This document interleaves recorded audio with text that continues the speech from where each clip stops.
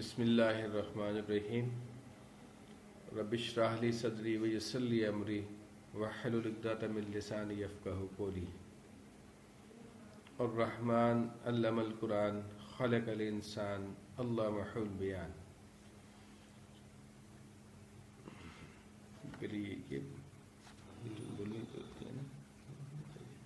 ठीक है, my dear students, अस्सलामु अलैकुम। My name is Dr. Shoaib Khan Zai. I am the professor of biology. You know, because of the COVID-19 pandemic in the world, especially in the Pakistan nowadays, I decided to upload my lecture of biology for the class first year and inter student on YouTube channel and take the online classes also, inshallah. So stay home and study. Let's begin the class. The topic is the cell.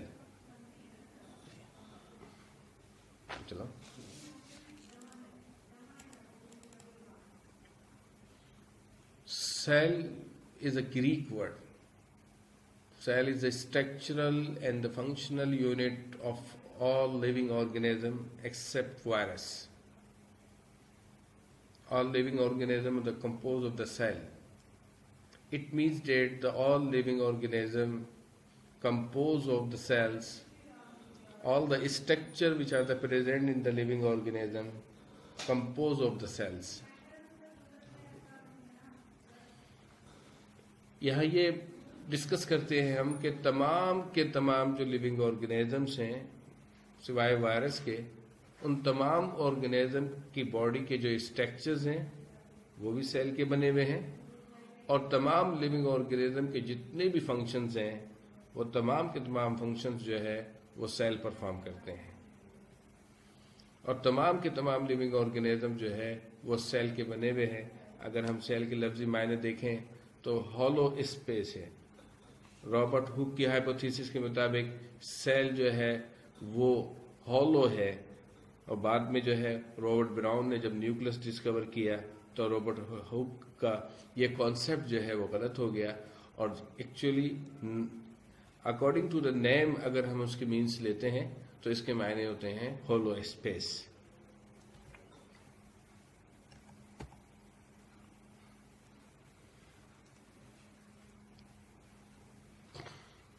ये जो आपको structure जो है cell का एक structure display हुआ है, cell का स्ट्रक्चर आपको जो है वो प्रेजेंटेशन पे नजर आ रहा है। सबसे पहले तो हम आइडेंटिफाई करते हैं, जो भी स्ट्रक्चर ऑफ द सेल आपके सामने मौजूद होगा आप आइडेंटिफाई कैसे करेंगे कि ये एनिमल सेल हैं या प्लांट सेल है। एनिमल सेल की सबसे बड़ी आइडेंटिफिकेशन ये है कि एनिमल सेल के सेंटर के अंदर जो है वो न्यूक्लियस होता है। जब भी आप माइक्रोस्कोप पे अगर एक सेल रखा हुआ देखेंगे, या अगर किसी डायग्रामेटिक प्रेजेंटेशन के अंदर अगर आप सेल देखते हैं, या आपके पास एग्जाम में जो है वो डायग्राम आ जाती है सेल की, और आपको आइडेंटिफाई करने के लिए कहा जाए कि ये प्लांट सेल है या एनिमल सेल है, तो आप कुछ ना करें, डायरेक्ट देखें। अगर सेंटर के अंदर न्यूक्लियस है तो आप आंख बंद करके कह सकते हैं कि ये एनिमल सेल है। दूसरी आइडेंटिफिकेशन एनिमल सेल की ये होती है कि एनिमल सेल्स के अंदर जो है वो न्यूक्लियस के करीब साइटोप्लाज्म में जो है वो सेंट्रियोल होते हैं। प्लांट सेल के अंदर सेंट्रियोल नहीं होते। तीसरी आइडेंटिफिकेशन एनिमल सेल ये है कि एनिमल सेल्स के अंदर जो है वो लाइसोसोम होता है। और चौथी आइडेंटिफिकेशन एनिमल सेल ये है कि एनिमल सेल की आउटर मोस्ट बाउंड्री जो है वो प्लाज्मा मेम्ब्रेन है, जिसको आप सेल मेम्ब्रेन भी कहते हैं।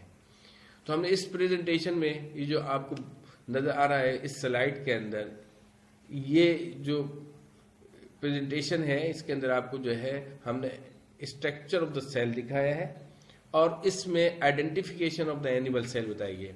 ये जो प्रेजेंटेशन है ये एनिमल सेल की है। जैसे मैं आपको बता रहा हूं कि एनिमल सेल की सबसे बड़ी आइडेंटिफिकेशन ये है कि उसके सेंटर में न्यूक्लियस होगा, साइटोप्लाज्म में सेंट्रियोल होंगे, साइटोप्लाज्म के अंदर लाइसोसोम होगा, और outer most boundary plasma membrane की होगी। लेकिन अगर आप इसके मुकाबले में प्लांट सेल देखें तो प्लांट सेल की आइडेंटिफिकेशन ये है, जैसे ही आप सेंटर में देखेंगे तो प्लांट सेल के सेंटर के अंदर वैक्यूल नजर आ जाएगा। आपके पास एक सेल का स्ट्रक्चर मौजूद है, आप जो है बिल्कुल सेंटर के अंदर निगाह डालें, अगर सेंटर के अंदर वैक्यूल आपको नजर आ रहा है तो प्लांट सेल है, और सेंटर के अंदर अगर आपको न्यूक्लियस नजर आ रहा है तो एनिमल सेल है। पहली आइडेंटिफिकेशन। प्लांट सेल की दूसरी आइडेंटिफिकेशन ये है कि प्लांट सेल के अंदर क्लोरोप्लास्ट होते हैं ये, और क्लोरोप्लास्ट के पास जो है वो क्लोरोफिल होता है, और जब क्लोरोफिल जहां होते हैं वहां फोटोसिंथेसिस होती है, और photosynthesis is the big character of autotrophic organisms. और प्लांट की बड़ी आइडेंटिफिकेशन जो है वो क्लोरोप्लास्ट है। किसी भी एनिमल सेल के साइटोप्लाज्म के अंदर जो है वो क्लोरोप्लास्ट नहीं होता।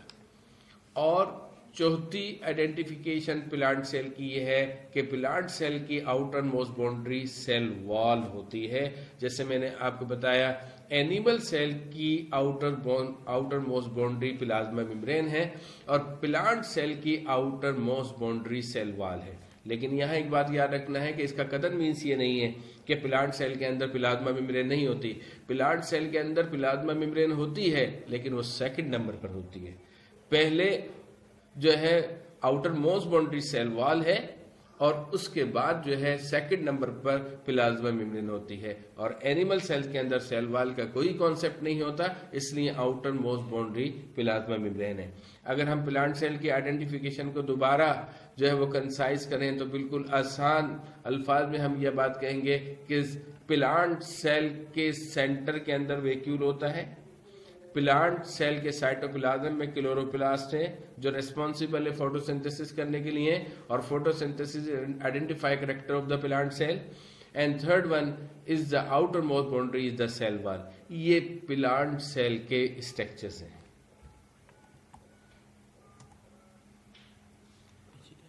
पीछे नहीं आएगी, सुनो थोड़ा सा। अब हम दोबारा स्ट्रक्चर ऑफ द सेल बताते हैं। सेल के 3 पार्ट होते हैं। सेल का पहला स्ट्रक्चर, अगर हम एनिमल सेल की बात कर रहे हैं तो एनिमल सेल के अगर हम स्ट्रक्चर की बात करें तो एनिमल सेल का पहला पार्ट प्लाज्मा मेम्ब्रेन, दूसरा पार्ट साइटोप्लाज्म, न्यूक्लियस और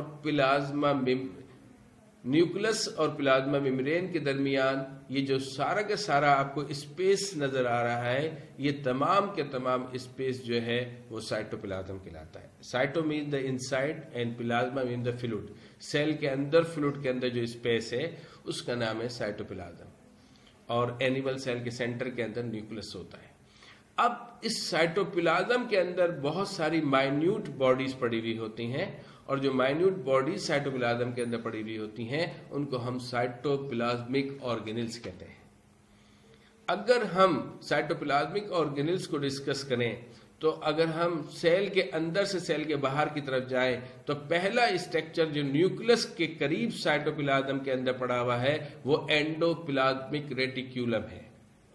यहां हम ये लॉजिक भी बताएंगे कि नेचर ने, कुदरत ने इस एक एक स्ट्रक्चर की कांस्टेंट पोजीशन है, और उस कांस्टेंट पोजीशन का बाकायदा लॉजिक है। इधर न्यूक्लियस के करीब एंडोप्लाज्मिक रेटिक्यूलम इसलिए रखा गया है कि एंडोप्लाज्मिक रेटिक्यूलम और न्यूक्लियर मेम्ब्रेन, इन दोनों की मेम्ब्रेन आपस में जुड़ी हुई होती है, कनेक्ट होती है, और जो मटेरियल न्यूक्लियस से साइटोप्लाज्म में आता है और साइटोप्लाज्म से न्यूक्लियस में जाता है वो इस एंडोप्लाज्मिक रेटिक्यूलर मेम्ब्रेन के थ्रू जाता है।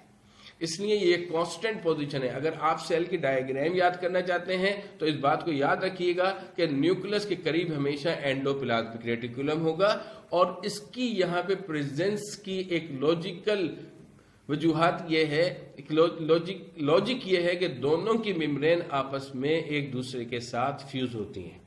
यही आप देख लें, और डायग्राम में भी आपको बताया जा रहा है कि एंडोप्लाज्मिक रेटिक्यूलम 2 टाइप के होते हैं।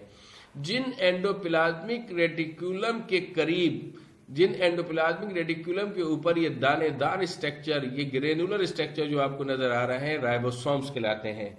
जिन एंडोप्लाज्मिक रेटिकुलम के आप आउटर सरफेस के ऊपर ये राइबोसोम्स होंगे वो रफ एंडोप्लाज्मिक रेटिकुलम कहलाएगा, और उनका काम होगा प्रोटीन सिंथेसिस करना, क्योंकि उनके पास प्रोटीन फैक्ट्री है राइबोसोम। और इसके मुकाबले में आप देखेंगे